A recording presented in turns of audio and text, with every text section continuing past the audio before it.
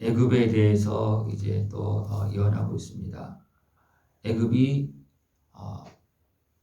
사자처럼 활동을 해야 되는데 악어처럼 살았다는 거예요. 사자와 악어는 차이가 많이 있습니다.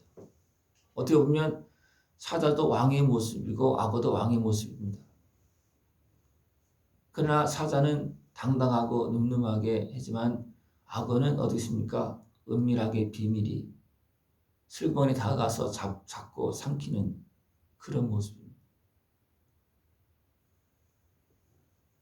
애굽의 그 모습을 보고 슬프다 그렇게 말하고 있습니다. 또 애굽의 그 모습이 여러 나라들로 표현되어지고 있고요.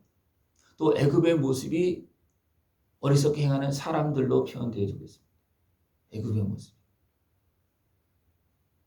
이 애굽이 하나님께서 아름답게 세워준 그런 어떻게 보면 견고한 나라입니다.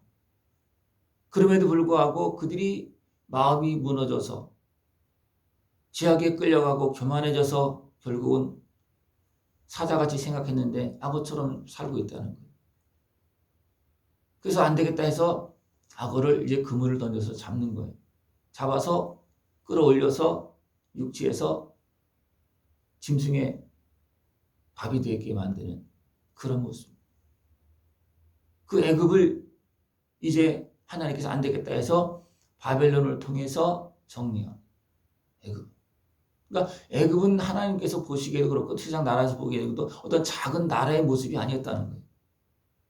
하나님께 주신 그 큰 권세를 가지고서 많은 그 주변 나라들의 영향력을 끼치는 그런 나라였음에도 불구하고 그들이 그냥 무너지는 그런 모습이 보여지고 있다는 거예요.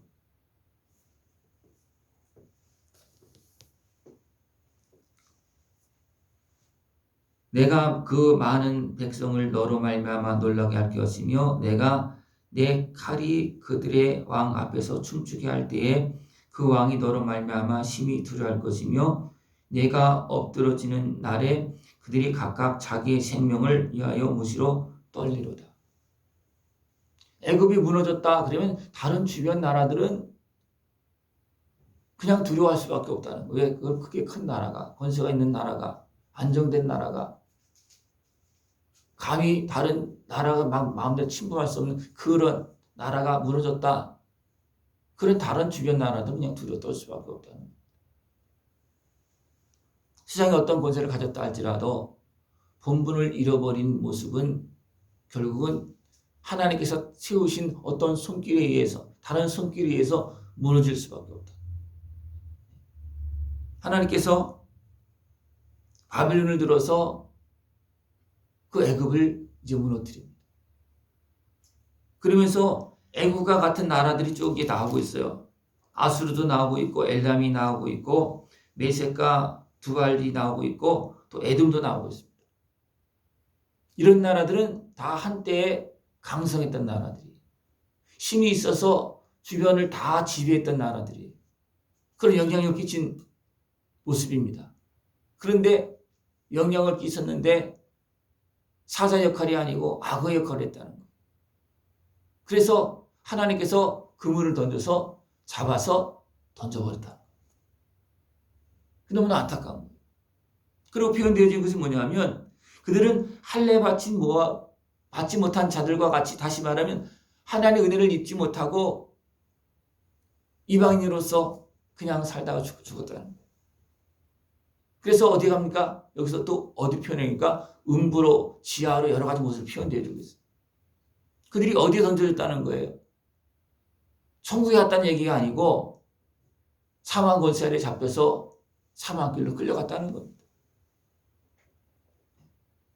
사람이 본분을 감당하지 못하면 결국은 어떻게 하냐면 짐승처럼 살고 그렇다고 해서 짐승이 되는 것은 아니에요. 그죠? 그래서 어디로 가겠습니까?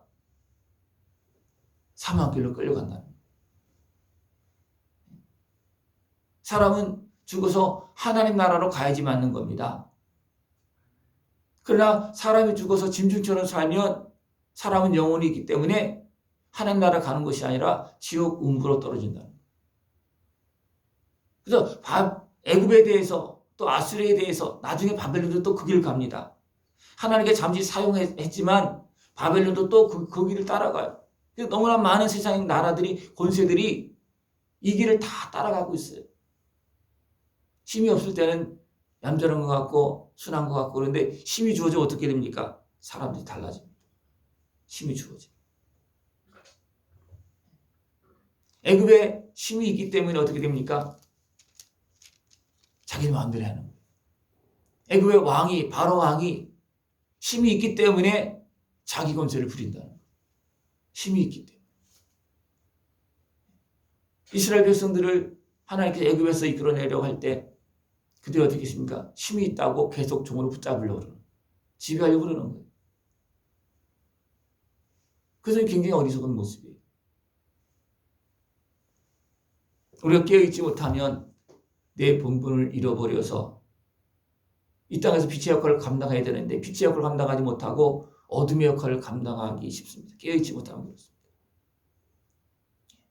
솔로몬이 지혜를 얻었어요. 세상에 누구도 얻을 수 없는 그 지혜를 얻었습니다. 근데 솔로몬이 어떤 영향을 끼쳤습니까? 빛의 역할을 감당했습니까? 아닙니다. 왜 그렇습니까? 어둠이 그에게 이방 여인들을 통해서 우상들을 통해서 들어왔기 때문에 솔로몬이 하늘의 지혜를 얻고서도 그 지혜를 가지고 땅에서만 땅의 것만 이야기합니다. 그 지혜를 가지고 제가 어제 그저께 잠언과 전도서를 이렇게 다 읽어보면 야 솔로몬이 땅의 거는 많이 이야기하는데 하늘의 것을 이야기하지 못한다. 사람의 삶을 이야기하는데 영적인 것은 이야기하지 못한다. 왜 그렇습니까? 하나님께서 지혜를 주셨음에도 불구하고 그는 땅의 것만 가지고 얘기했기 때문에. 그러니까 하나님의 사람이 그냥 땅의 왕으로 사는 거예요. 하나님께서 세워진 왕은 세상의 빛이 되어지고 하나님의 다스림의 손길이 되어져야 되는데 그 역할을 못했다는 겁니다.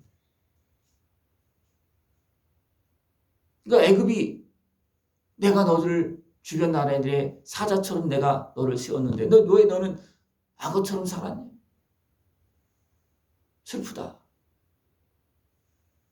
애굽뿐만 아니라 많은 주변 나라들이 여기서 에돔도 이야기하고 있습니다.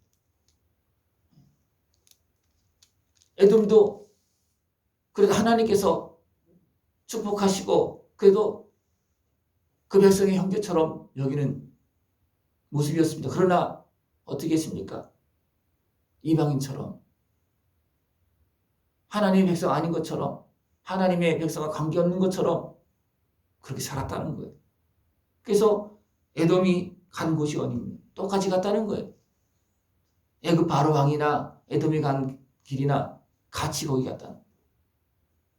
거기 가보니까 거기 온 나라들이 많아요. 온 사람들이 많아요. 그래서 바로가 어떻게 합니까? 바로가 그들을 보고 그 모든 무리로 말미암아 위로를 받을 것입니다. 그게 위로받을 겁니까? 그죠? 아니잖아요. 그죠? 근데 어리석은 자는 거기서 야 너도 왔냐? 그렇게 하면서 그냥 거기서 그냥 같이 왔다고 그냥 있다는 거예요. 자기 혼자 왔으면 그렇게 뭐라 그러겠지만 온 사람이 많으니까 그냥 위로받으면서 거기 있다는 거예요. 오늘 세상 너무나 많은 사람들이 본분을 잃어버리고 하나님의 축복을 잃어버리고 빛의 역을 감당하지 못하고 살면서도 어떻게 합니까? 세상이 그러니까. 저 사람도 저렇게 사니까. 저 사람도 이렇게 사니까. 그렇게 하면서 핑계대고 위로를 받고 길을 잃어버리지도 모르고 그냥 거기서 살고 있다는 거예요.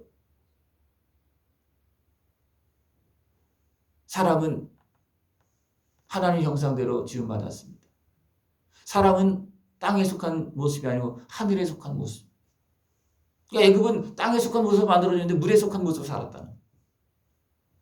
우리는 하나님께 속한 사람으로서 하나님께 영광을 돌리고 하나님 나라를 바라보고 살아가야 됩니다. 이것이 사람이 사람처럼 사는 겁니다. 그러나 사람이 이것을 잃어버리면 사람이지만 짐승처럼 사는 거예요. 우리가 깨어서 우리의 본분을 감당하고 하늘의 소망과 영원한 소망과 그 기쁨이 넘칠 수 있는 그런 모습 되어지길 축원합니다. 기도드리겠습니다.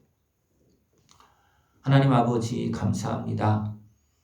우리를 세상을 다스리며 빛의 역할을 감당하고 하나님 아버지의 뜻을 이룰 수 있도록 우리를 세워주심을 감사를 드립니다. 이 본분을 잘 감당하고 하늘의 소망과 기쁨이 충만한 모습이 되어주시도록 주님께서 함께하여 주시옵소서.